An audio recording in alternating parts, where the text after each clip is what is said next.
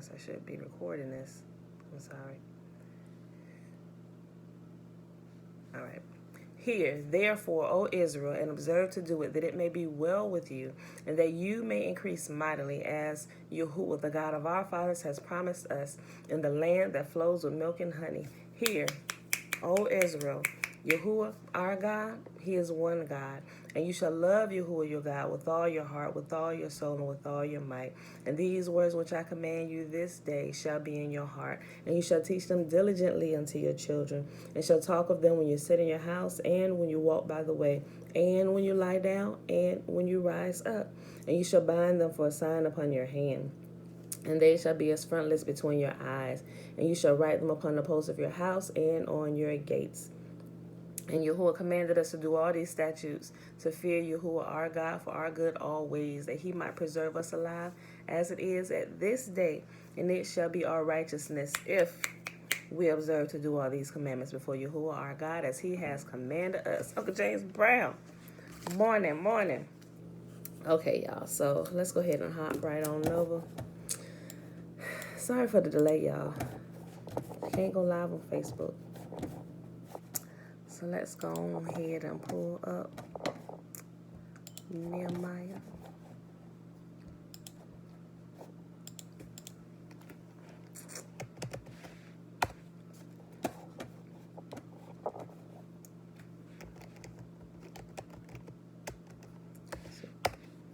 All right, y'all. Nehemiah chapter 2. Okay. Early the following spring, in the month of Nisan, during the 20th year of King Artaxerxes' reign, I was serving the king his wine. I had never before appeared sad in his presence. So the king asked me, "Why are you looking so sad? You don't look sick to me. You must be deeply troubled." Then I was terrified, but I replied, "Long live the king. How can I not be sad? For the city where my ancestors are buried is in ruins, and the gates have been destroyed by fire." The king asked, "Well, how can I help you?" With a prayer to the God of heaven, I replied, "If it pleases the king, and if you are pleased with me, your servant, send me to Judah to rebuild the city where my ancestors are buried." The king, with the queen sitting beside him, asked, "How long will you be gone? When will you return?" After I told him how long I would be gone, the king agreed to my request. I also said to the king, "If it please the king, let me have letters addressed to the governors of the province west of the Euphrates River, instructing them to let me travel safely through their territories on my way to Judah. And please give me a letter addressed to Asaph, the manager of the king's forest, instructing him to give me timber. I would need it to make beams for the gates of the temple fortress, for the city walls, and for a house for myself." And the king granted these requests, because the gracious hand of Yahuwah was upon me. When I came to the governors of the province west of the Euphrates River, I delivered the king's letters to them. The king and I should add had sent along army officers and horsemen to protect me. But when Sanballat the Horonite and Tobiah the Ammonite official heard of my arrival, they were very displeased that someone had come to help the people of Israel. So I arrived in Jerusalem 3 days later. I slipped out during the night, taking only a few others with me. I had not told anyone about the plans Yahuwah had put in my heart for Jerusalem. We took no pack animals with us except the donkey I was riding. After dark, I went out through the valley gate, past the jackal's well, and over to the dung gate to inspect the broken walls and burnt gates. Look, real quick, I want to mention something about this. It said we took no pack animals with us except the donkey I was riding. Did y'all know that goats could be used as pack animals? Like, I watched this whole little 6-minute video on somebody who was raising goats. Now, you know, some people who have herd nowadays, they raising it to eat the meat or drink the milk or to sell them, right? Make profit. But they can actually use them for pack animals. Like, you can load harnesses on them, and they will happily carry your stuff. I was like, and I watched the video like twice. I'm like, who knew? We need to get some goats when we get our land. Like, I'm gonna share the video with y'all. It was pretty cool. It was only 6-minute goat video. But I'm like, wow. But it makes sense as I'm learning about what our people were doing with their livestock. They weren't eating their livestock, y'all. They were being used as transportation type animals and to help do work of the field, like the oxes, plowing the field, all those things. That's what the animals were there for, right? After dark, I went out through the valley gate past the jackal's well and over to the dung gate to inspect the broken walls and burned gates. Then I went into the fountain gate and to the king's pool, but my donkey couldn't get through the rubble. So, though it was still dark, I went up to the Kidron Valley instead, inspecting the wall before I turned back and entered again at the valley gate. The city officials did not know I had been out there or what I was doing, for I had not yet said anything to anyone about my plans. I had not yet spoken to the Hebrew leaders, the priests, the nobles, the officials, or anyone else in the administration. But now I said to them, "You know very well what trouble we are in. Jerusalem lies in ruins, and its gates have been destroyed by fire. Let us rebuild the wall of Jerusalem and end this disgrace." Then I told them about how the gracious hand of Yahuwah had been on me and about my conversation with the king. They replied at once, "Yes, let's rebuild the wall." So they began the good work. But when Sanballat, Tobiah, and Geshem the Arab heard of our plan, they scoffed contemptuously. "What are you doing? Are you rebelling against the king?" they asked. I replied, "The God of heaven will help us succeed. We, his servants, will start rebuilding this wall, but you have no share, legal right, or historic claim in Jerusalem." Nehemiah chapter 3. Then Eliashib the high priest and the other priests started to rebuild the sheep gate. They dedicated it and set up its doors, building the wall as far as the Tower of the 100, which they dedicated, and the Tower of Hananel. People from the town of Jericho worked next to them, and beyond them was Zakur, son of Imri. The fish gate was built by the sons of Hanassah. They laid the beams, set up its doors, and installed its bolts and bars. Meremoth, son of Uriah and grandson of Hakos, repaired the next section of the wall. Beside him were Meshullam, son of Berechiah, and grandson of Meshezabel, and then Zadok, son of Bana. Next were the people from Tekoa, though their leaders refused to work with the construction supervisors. The old city gate was repaired by Joiada, son of Paseah, and Meshullam, son of Besodiah. They laid beams, set up its doors, and installed its bolts and bars. Next to them were Melatiah from Gibeon, Jadon from Meronoth, people from Gibeon, and people from Mizpah, the headquarters of the governor of the province west of the Euphrates River. Next was Uzziel, son of Horiah, a goldsmith by trade, who also worked on the wall. Beyond him was Hananiah, a manufacturer of perfumes. They left out a section of Jerusalem as they built the broad wall. Raphiah, son of Hur, the leader of half of the district of Jerusalem, was next to them on the wall. Next, Jediah, son of Harumath, repaired the wall across from his own house, and next to him was Hattush, son of Hashabaniah. Then came Melchijah, son of Hiram, and Hashub, son of Pahath Moab, who repaired another section of the wall and the tower of the ovens. Shalem, son of Helohesh, and his daughters repaired the next section. He was the leader of the other half of the district of Jerusalem. The valley gate was repaired by the people from Zanoah, led by Hanan. They set up its doors and installed its bolts and bars. They also repaired the 1,500 feet of wall to the dung gate. The dung gate was repaired by Micaiah, son of Rechab, the leader of the Beth Hakarim district. He repaired it, set up its doors, and installed its bolts and bars. The fountain gate was repaired by Shalem, son of Hoseh, the leader of the Mizpah district. He rebuilt it, roofed it, set up its doors, and installed its bolts and bars. Then he repaired the wall of the pool of Siloam near the king's garden, and he rebuilt the wall as far as the stairs that descend from the city of David. Next to him was Nehemiah, son of Asbuk, the leader of half the district of Beth Zor. He rebuilt the wall from... Who was that? Somebody probably waiting for me to go live. I don't even know their email, but they're asking if I'm all right. He rebuilt the wall from a place across from the tomb of David's family as far as the water reservoir and the house of the warriors. Next to them, repairs were made by a group of Levites working under the supervision of Rahum, son of Bani. Then came Hashabiah, the leader of half the district of Keilah, who supervised the building of the wall on behalf of his own district. Next down the line were his countrymen led by Benu, son of Henadad, and the leader of the other half of the district of Keilah. Next to them, Ezer, son of Jeshua, the leader of Mizpah, repaired another section of wall across from the ascent to the armory near the angle in the wall. Next to him was Baruch, son of Zabi, who zealously repaired an additional section from the angle to the door of the house of Eliashib the high priest.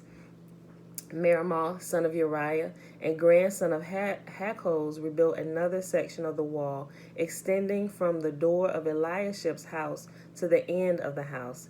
The next repairs were made by the priests from the surrounding region.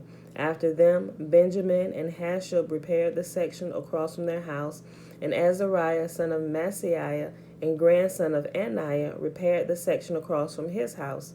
Next was Benu, son of Henadad, who rebuilt another section from the wall from Azariah's house to the angle and the corner. Palau, son of Uzi, carried the work from a point opposite the angle and the tower that projects up from the king's upper house beside the court of the guard. Next to him were Pedaiah, son of Parosh, with the temple servants living on the hill of Ophel, who repaired the wall as far as a point across from the water gate to the east and the projecting tower. Then came the people of Tekoa, who repaired another section across from the great projecting tower and over to the wall of Ophel. Above the horse gate, the priests repaired the wall. Each one repaired the section immediately across from his own house. Next, Zadok, son of Immer, also rebuilt the wall across from his own house, and beyond him was Shemaiah, son of Shechaniah, the gatekeeper of the east gate. Next, Hananiah, son of Shelemiah, and Hunan, the sixth son of Zalaph, repaired another section, while Meshullam, son of Berechiah, rebuilt the wall across from where he lived. Malchijah, one of the goldsmiths, repaired the wall as far as the housing for the temple servants and the merchants across from the inspection gate. Then he continued as far as the upper room at the corner. The other goldsmiths and merchants repaired the wall from that corner to the sheep gate. So everybody was taking a section of the wall. All right, y'all, Nehemiah chapter 4. Last chapter for the day before we go over to Fossilized Customs. Sanballat was very angry when he learned that we were rebuilding the wall. He flew into a rage and mocked the Hebrews, saying in front of his friend and the Samaritan army officers, "What does this bunch of poor, feeble Hebrews think they are doing? Do they think they can build the wall in a single day just by offering a few sacrifices? Do they actually think they can make something of stones from a rubbish heap, and charred ones at that?" Tobiah the Ammonite, who was standing beside him, remarked, "That stone wall would collapse even if a fox walked along the top of it." Then I prayed, "Hear us, O Yahuwah, for we are being mocked. May their scoffing fall back on their own heads, and may they themselves become captives in a foreign land. Do not ignore their guilt. Do not blot out their sins, for they have provoked you to anger here in front of the builders." At last, the wall was completed to half its height around the entire city, for the people had worked with enthusiasm. But when Sanballat and Tobiah and the Arabs, Ammonites, and Ashdodites heard that the work was going ahead and that the gaps in the wall of Jerusalem were being repaired, they were furious. They all made plans to come and fight against Jerusalem and throw us into confusion. But we prayed to our God and guarded the city day and night to protect ourselves. Then the people of Judah began to complain. The workers are getting tired, and there is so much rubble to be moved. We will never be able to build the wall by ourselves.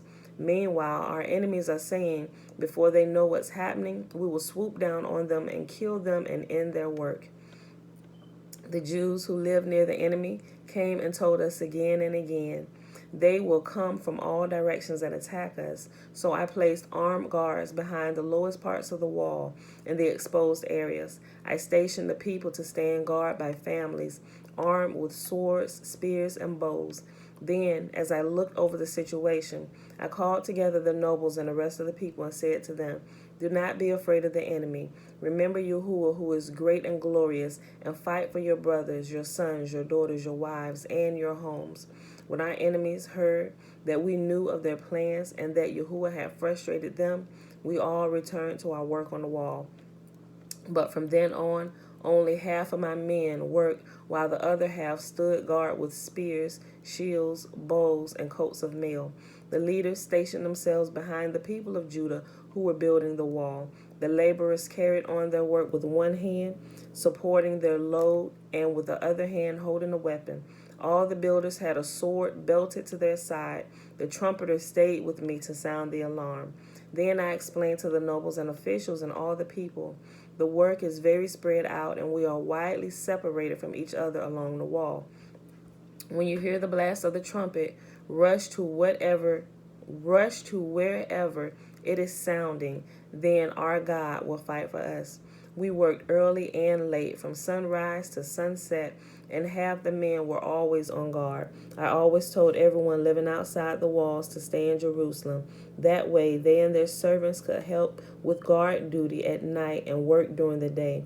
During this time, none of us, not I, nor my relatives, nor my servants, nor the guards who were with me, ever took off our clothes. We carried our weapons with us at all times, even when we went for water.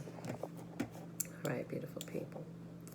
So that right here is our reading for today. Over here, let me check one more time something over here on Facebook real quick. I just want to see something because I didn't check my live button from the computer.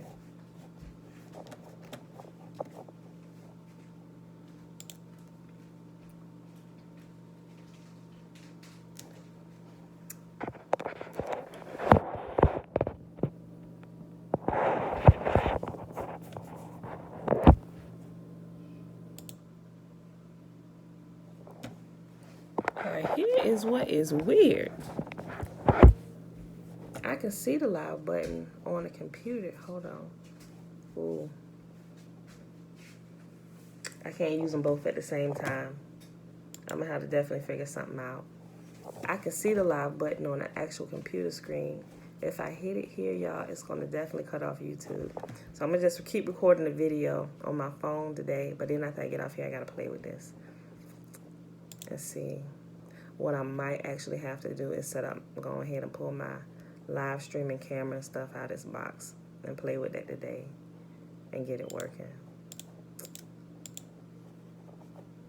I'm glad I checked this. I checked everything but it's trying to find the computer. Alright, y'all, so let's hop on over to Fossilized Customs. We're going to pick up on page 101. Beautiful people. Okay, so we're down at the section where it has the two skeleton heads. Right here, what happens when we die? Okay, what happens when we die? Pagans also always believed that they would go into the skies to live with their deities. Wizards and magicians have struggled to defeat death, but failed. The Egyptians went to great lengths to ensure that the dead were provided for and did so according to their Book of the Dead. Houdini promised to escape and return to the world, but hasn't. A young boy named Eutychus, Acts 20 and verse 9, fell and died. A young girl was raised up from her deathbed, Mark 5.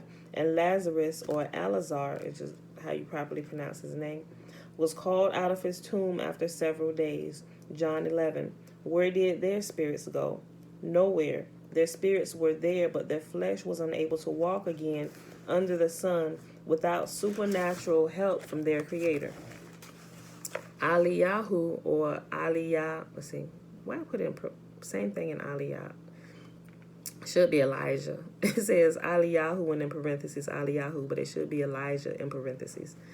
Elijah was used, 1 Kings 7:22, to restore to the life a widow's son by the power of Yahuwah.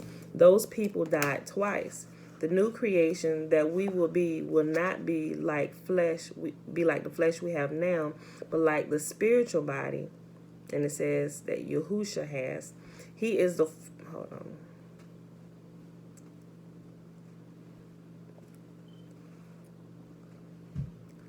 What we can say is the bodies will be restored to like it was with Adam and Eve, right? So before they sinned, right, they were not trapped in human flesh, right? They had spiritual bodies, but what Yahuwah made them, I know being taught in Sunday school, is like Yahuwah killed an animal and gave them animal flesh. No. He actually, when they sinned, he gave us this flesh to enclose our spirits in. Okay. Hold on. I'll remove Yahusha here because we know the character was created, right? Okay. We'll say it's saying right here, he is the firstborn of a new thing that Yahuwah is doing. But y'all get what I'm saying. You shouldn't, but if your body is turned to ashes and spread over the ocean, Yahuwah, the Creator, will still bring you back. The parable of the 10 virgins explains that as they waited for the bridegroom, they fell asleep. And it has asleep in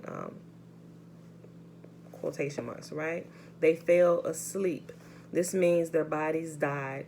When the midnight cry is heard, come out to meet him, 5 raised and imperishable spiritual bodies.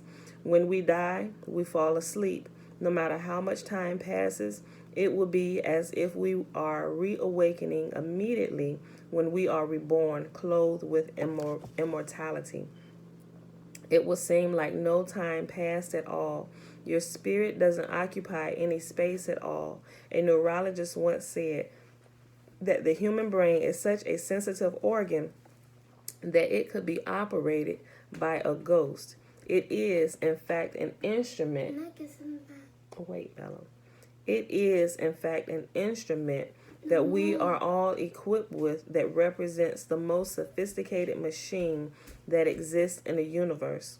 Our life, the nefesh, or breath of life, keeps our body alive as any animal. We have a spiritual component created a little inferior to the malachim, or the angels, messengers, or watchers. It cannot be destroyed except by Yahuwah. At Luke 12:5, Yahusha told us not to fear those who kill the body, but rather he who can destroy the real you in the lake of fire, Yam Esh. You do not want to get thrown into his garbage can. That's the point, and this points us to the Torah. You cannot inherit eternal life without it, and you cannot obey without the renewed covenant. It says right here, having Yahusha to come and write the Torah in your heart, but it's not Yahusha, having Yahuwah. All right? Let's fix that. Change it from Yahusha. Having Yahuwah come in and write Torah on your heart, because he was the one that said he was going to do it right. Not Yahusha, but Yahuwah. And if he's interchangeably using Yahusha with Yahuwah, it's still confusing for people who don't understand, who are still just coming out of church, still thinking that they are separate people. So we'll kill all that. Yahuwah was the one who originally said this, so we'll use Yahuwah. Having Yahuwah come in and write the Torah on your heart. You cannot receive him and not receive the love for his Torah. Mom? Yes. Can I have one? Go ahead, get one.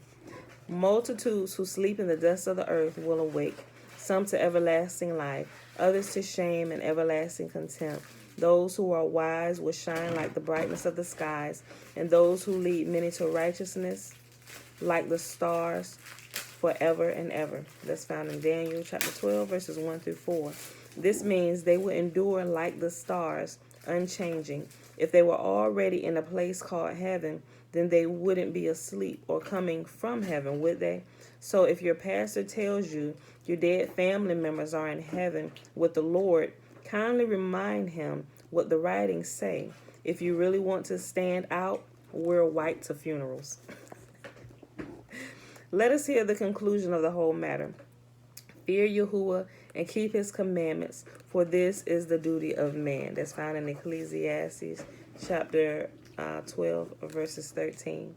The dead know nothing of what goes on in the world after they are gone, but their spirit sleeps. If there is a natural body, there is also a spiritual body. 1 Corinthians 15:44. Reading 1 Corinthians 15:12 forward will help you see that after the natural body dies, it will be raised later as a spiritual body, and that flesh and blood cannot inherit the kingdom of Yahuwah. Some teach that a belief in an immortal soul is heresy and a myth that comes from paganism. It is more important to note what pagans taught about the spirits of the dead being transported to heaven. That is the heresy that has been accepted. If when we die, our life goes to oblivion, then we are no different than a dead dog. It is the reality of the resurrection. Hold on.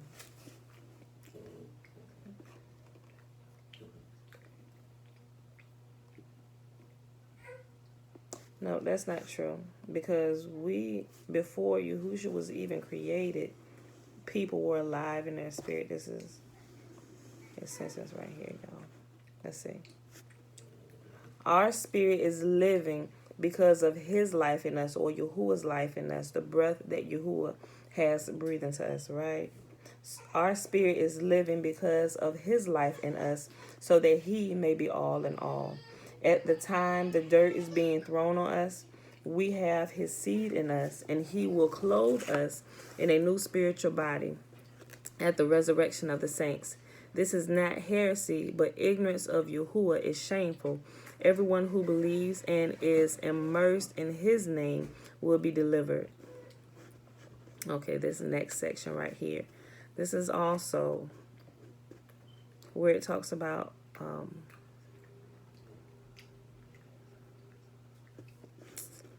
this whole next sentence where it talks about the two resurrections. Yeah. That's not exactly like that, right? Those who are waking up now, it would be us. Those who are rising from the dead, right? The dead graves would be us. Those who didn't know who we were, but now know who we are, right? We're the first fruits, right, of the rest of those who will wake up, the coming harvest of those of us who are still waking up, right? And right here it says, at this time we will attend the wedding supper of the Lamb. That, no, that's not necessarily it, because they're still looking at JC as the human sacrifice, the wedding supper of the Lamb. That's not.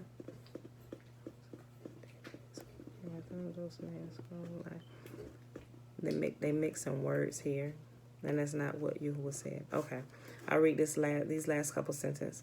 After 1,000 years, the great harvest of the earth occurs, and all the dead are raised. This is called the Great White Throne Judgment. Those whose names are in the scroll of life will be granted eternal life. The rest are destroyed in the lake of fire, which is their second death. For more details about the bride, wedding supper, and the lake of fire, see the book Strong Delusion, Christianity's Institutionalized Witchcraft. All right, we're going to the next section, y'all. Is that yours? Okay. All right. Evolution, a religion of the imagination. They say the field of exobiology has no subject matter to study. Everything is opinion and based on theories. Wait a minute, Bella. Theories about evolution are opinions, and people form their personal opinions with very little personal research. If nature, Aja, the uncreated consciousness of Hinduism, experimented to develop an eyeball, where are all the experiments in the fossil record? There is a form of evolution. Sheesh. Mom, Yes. now this. Those are not mine, Bella. Guys, this is all messed up this morning. Hold on, y'all. Camera just went out.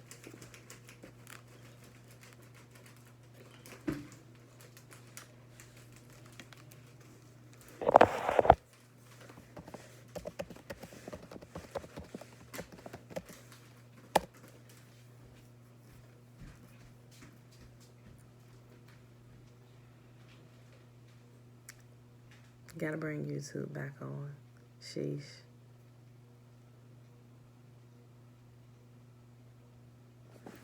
Couldn't get Facebook Live this morning. Then I forgot to plug this in. Oh my goodness. Gotta bring YouTube back on. Sorry for the delay, y'all.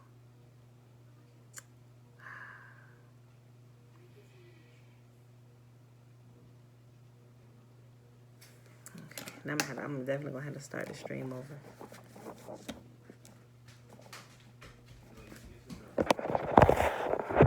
Hold on, y'all. Mom, Yes, I'll no. just say yes. Okay, well, go ahead. Take it to Elijah so he can give you some, please.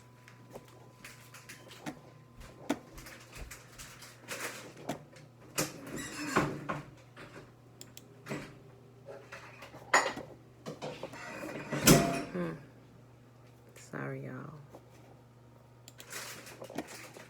Restore. Just had to start another stream. This is crazy. I'm gonna upload this video to both of them. Starting live over, y'all.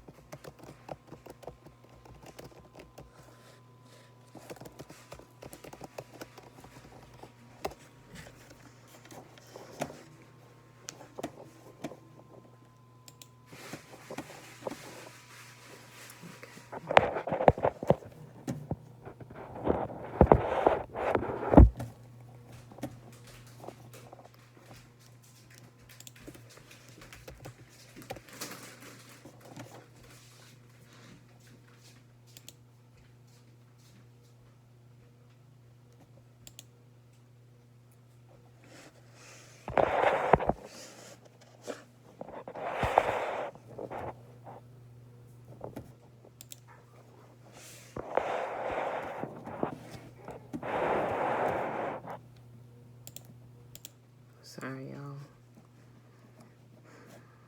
Okay, here we go.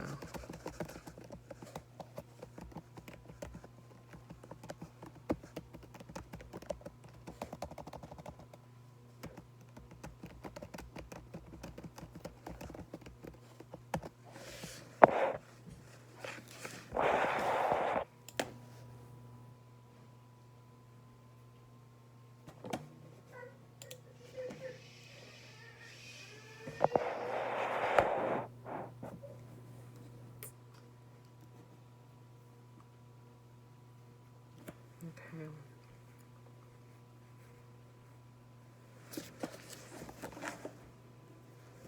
All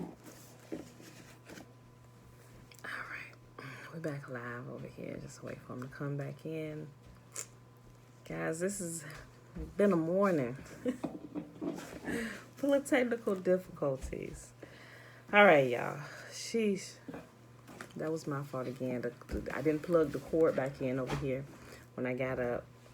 When Facebook wasn't going on, I unplugged it so I could get up. When I came back, I didn't plug it back in. I'm sorry. we almost done anyway. All right, so I just wait for a couple people to come back in. I'll pick it back up.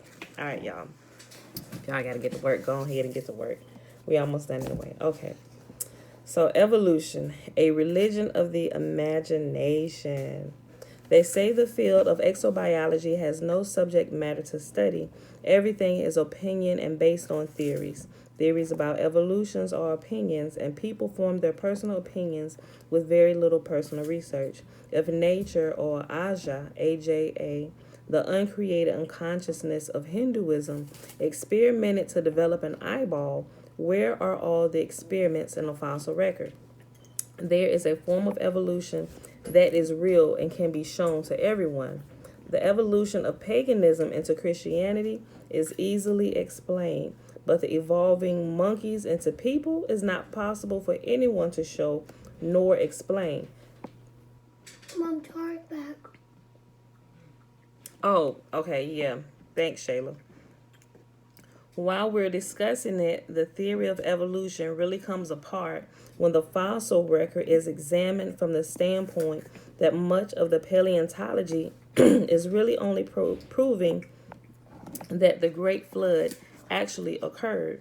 The layers of animals show that the larger, more mobile creatures fought to survive the flood better than the smaller, less mobile ones. The smaller critters are naturally on the bottom layers, being the first to get washed away.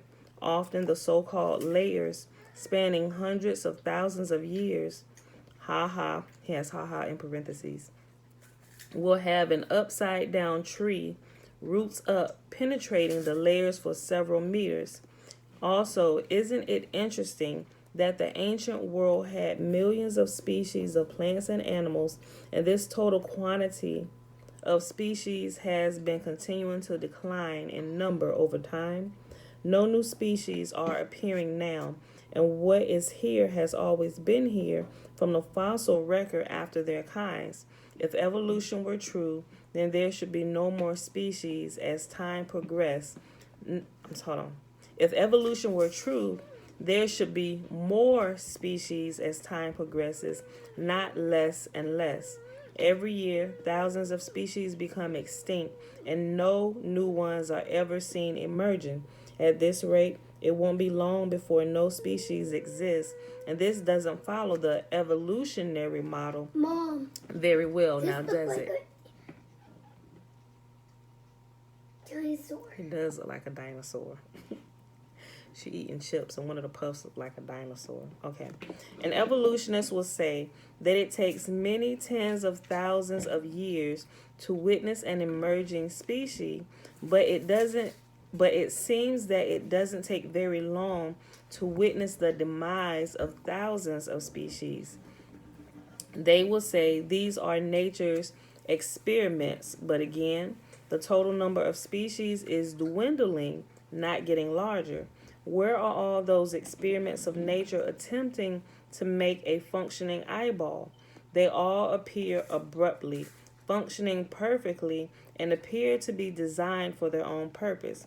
If Mother Nature ever attempted to develop an eyeball, we'd surely find millions of its failed attempts in the fossil record. If something doesn't make sense, then you should suspect that something is wrong. What makes sense is the original quality and quantity of species were designed and created and are slowly becoming extinct over time. This is in fact what we see occurring. In the fossilization of human customs, former paganism transformed into meaning and turned into something else while retaining the imprint of its former pattern perfectly. Okay, I'll read that again. It's talking about human customs being fossilized over time, just like he was just explaining the animals, okay? In the fossilization of human customs, former paganism transformed into meaning and turned into something else while retaining the imprint of its former pattern perfectly. Ancient Nimrod Babylonian customs adapted because they were already socially accepted, and Christmas is only the surface crust on the old winter solstice festival. Sunday is another adaptation, as is Easter and Halloween. Moloch turned into Santa or Satan. How much of the smoke screen we accept is based on how much we want to conform to the world around us. The fourth beast is Rome, and from this beast a little horn appears, which is the anti-Mashiach, or which Christian world calls Antichrist. The serpent gives him power over the secular rulers. The beast itself is in the order of the world system. The beast itself is the order of the world system. Clergy, government, and commoners. But the little horn is the source of pure evil and deception. All right, so now we're showing the pictures of the Greek coin and crescent, the church, or Circe, and what is this? I want to say that it's Rome, right? Okay.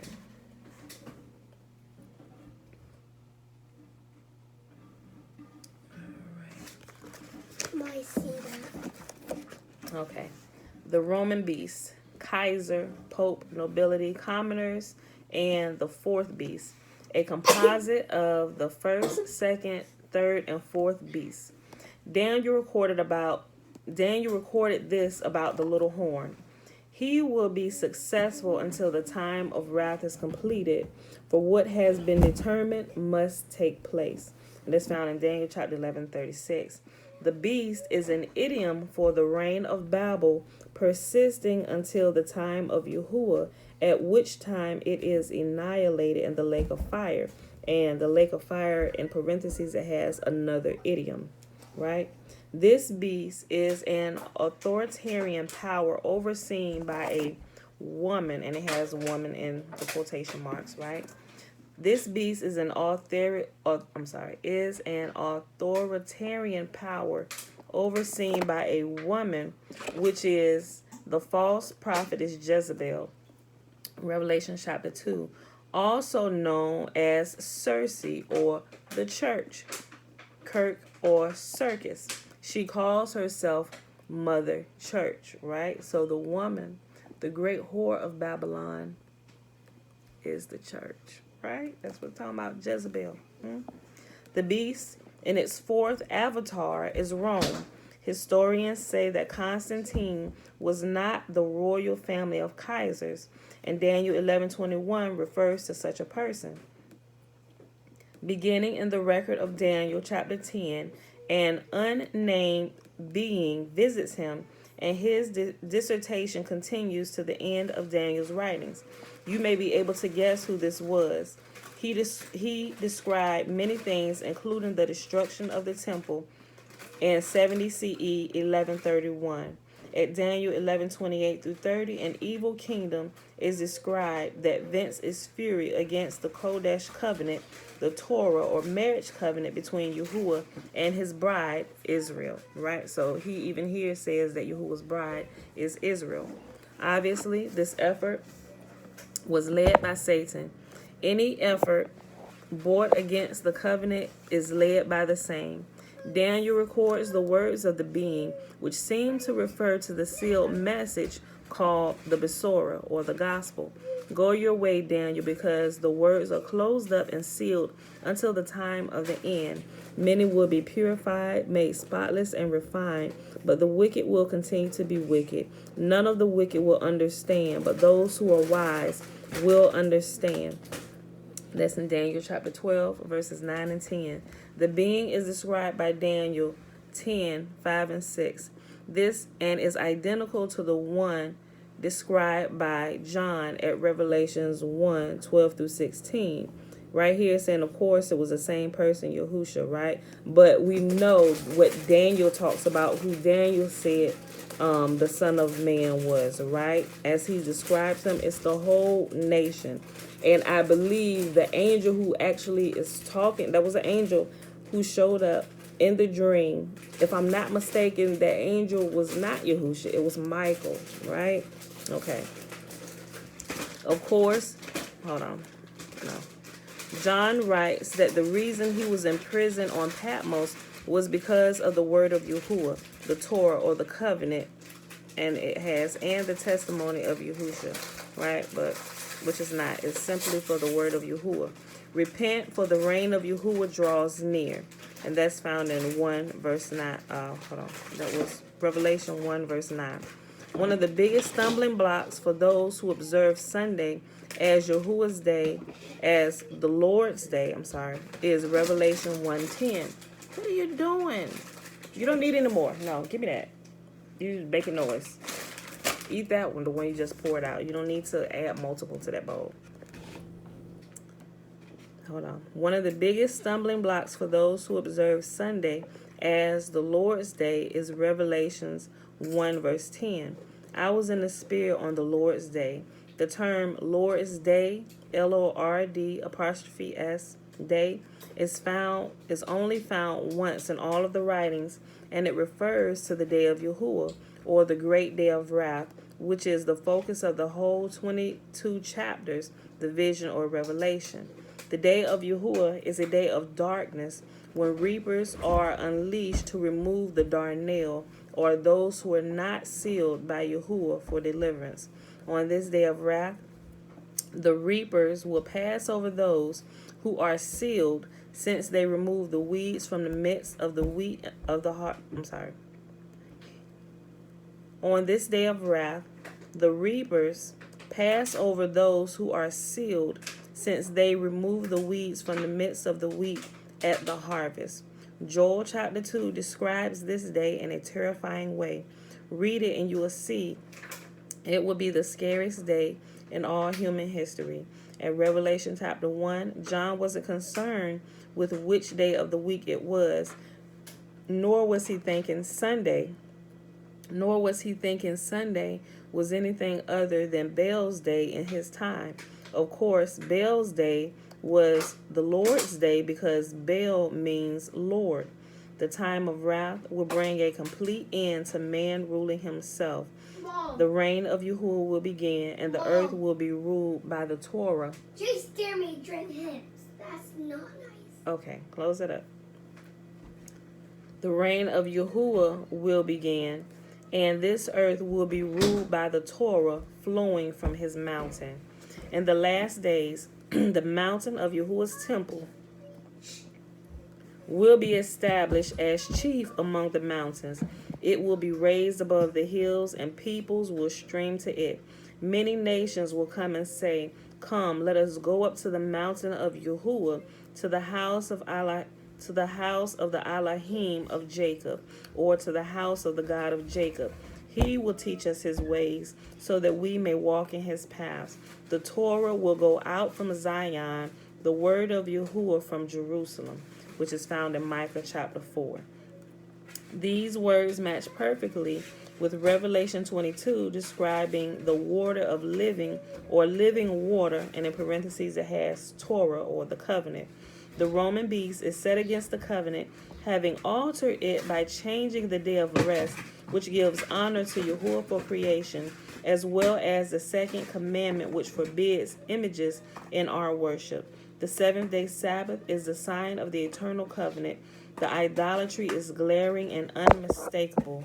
The fourth beast, described in Daniel 7, are all there will be, and the fourth one will endure until the time of wrath is completed. Daniel chapter 11, verse 36.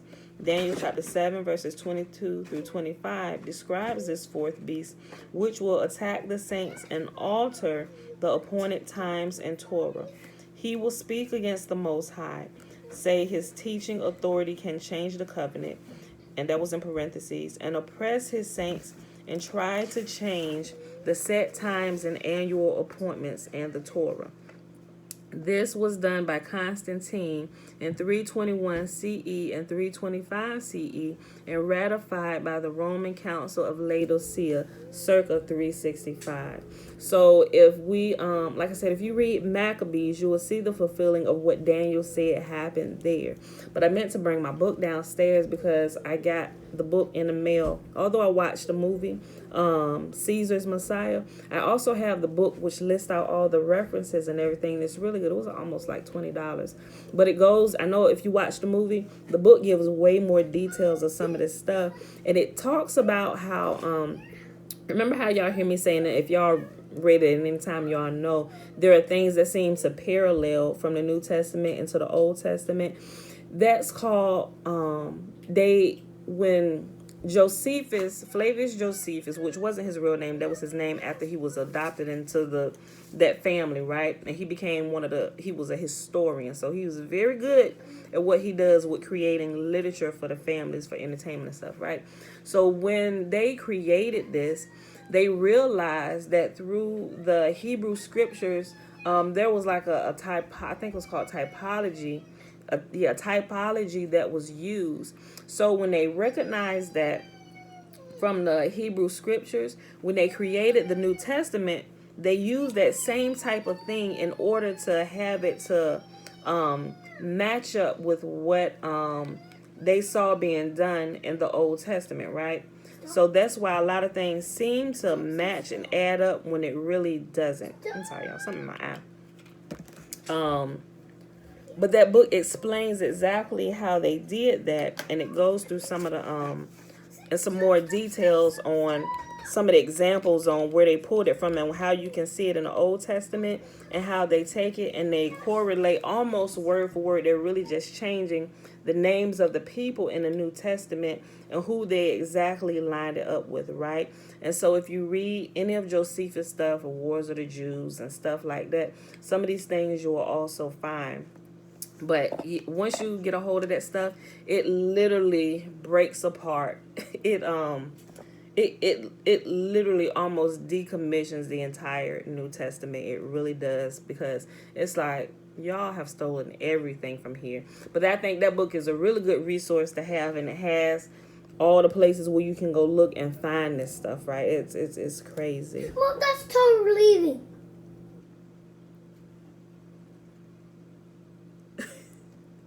The title said the seed of Satan, or the tares, when they die, don't sleep like regular humans. They get the shock of their life. After having died, they're still here, a walking ghost. It's crazy. Enoch talks about that a little bit, you know. I don't know. We see movies. We see movies about it, but Mom, I can't really talk too much on it because I haven't died. I can't really tell you. All we know is based on what scripture says and what people experiences that they have that have actually. Mommy. Bella, stop it. Let's We'll go take a for a walk. walk when we're done. From their experiences of having died and been brought back and what they've seen. So based on the scriptures we've read, we can kind of decipher what's true and what's not if we get some of the people's experiences of what they've actually experienced when that happened to them. Okay.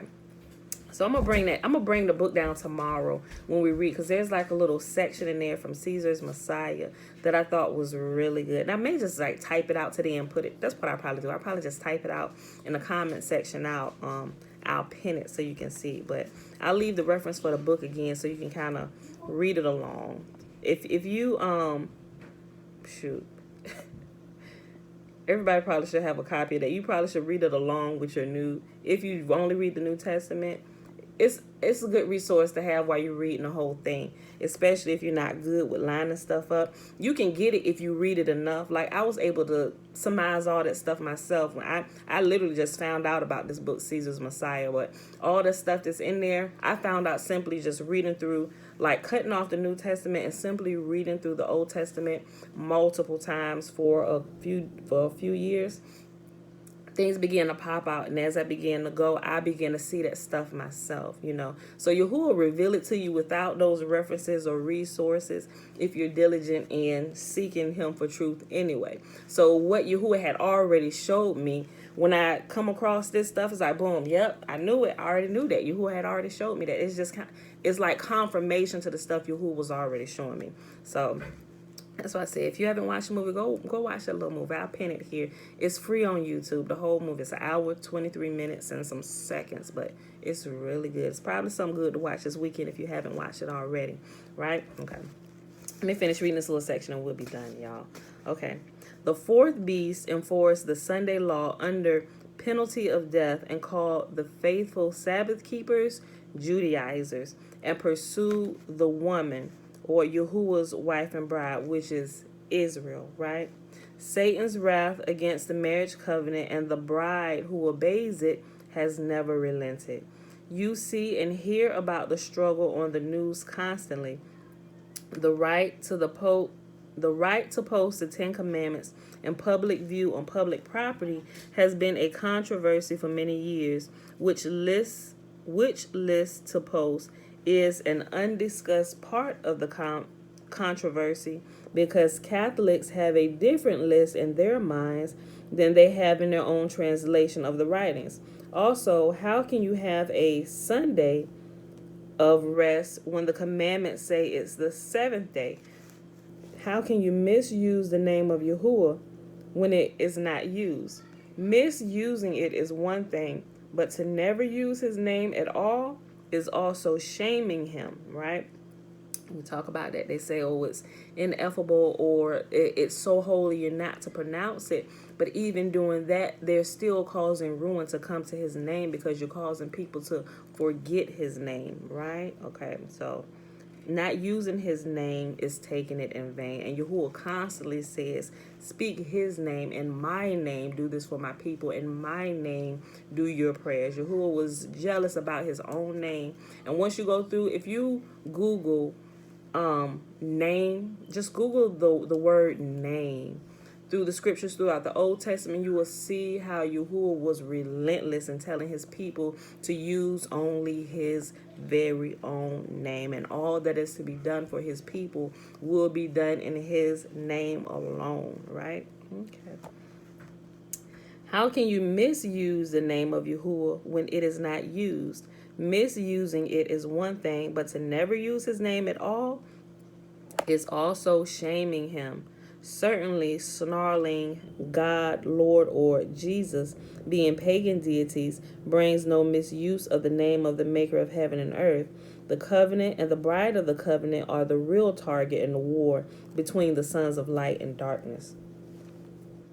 Then from his mouth the serpent spewed water like a river to overtake the woman and sweep her away with the torrent. But the earth helped the woman by opening its mouth and swallowing the river that the dragon had spewed out of his mouth.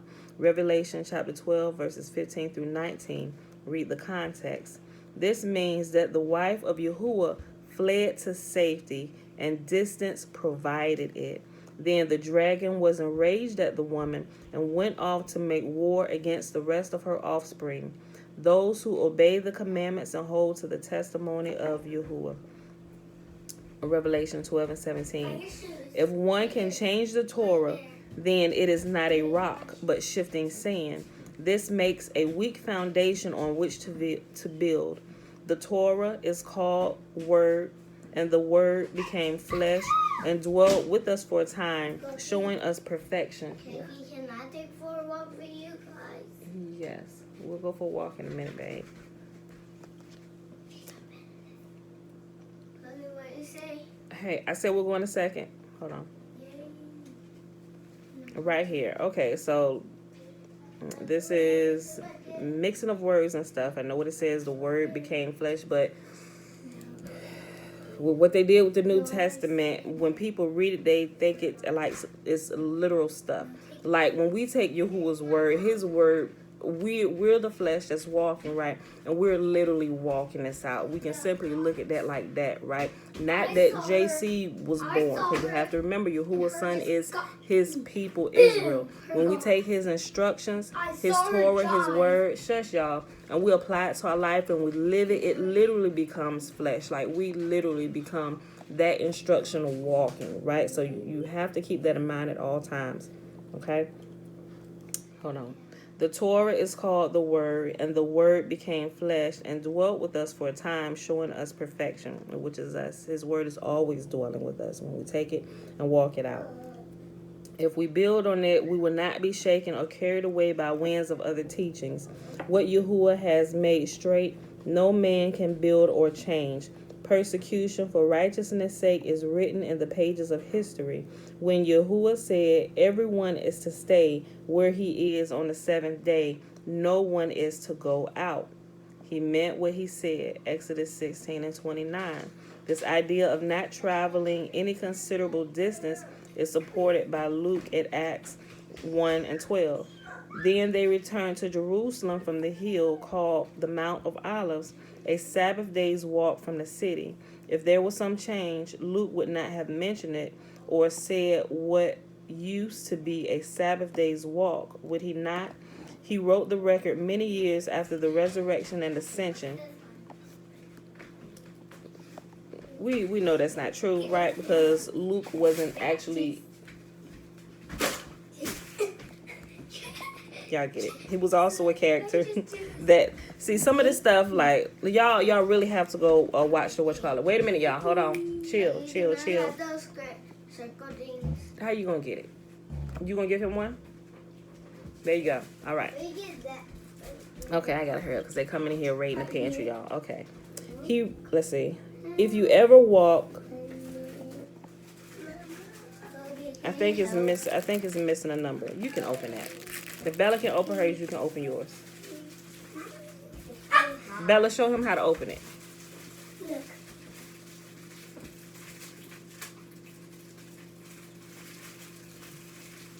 Ah, look at that. See how easy that was? I'm sorry, y'all. Okay.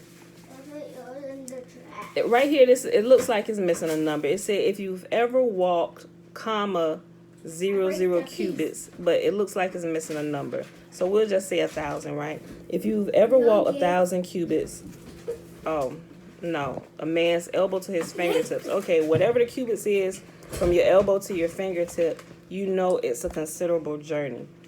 If people in earlier times wished to go into a congregation to hear the Torah, it wasn't nearly as far as we might think. Settlements and even cities were only a few acres. Today, we have the increase in knowledge, literacy, hey, chill, y'all, as well as printing. So anyone who wants to read the Torah can do so with ease. Torah is a family-centered practice, but we should gather when we have the opportunity. We can't ignore one teaching in order to try to obey another just because we desire it. Interestingly, if a person rests on the seventh day, other people have no problem guessing their religion because this sign of the covenant reveals who they worship and obey.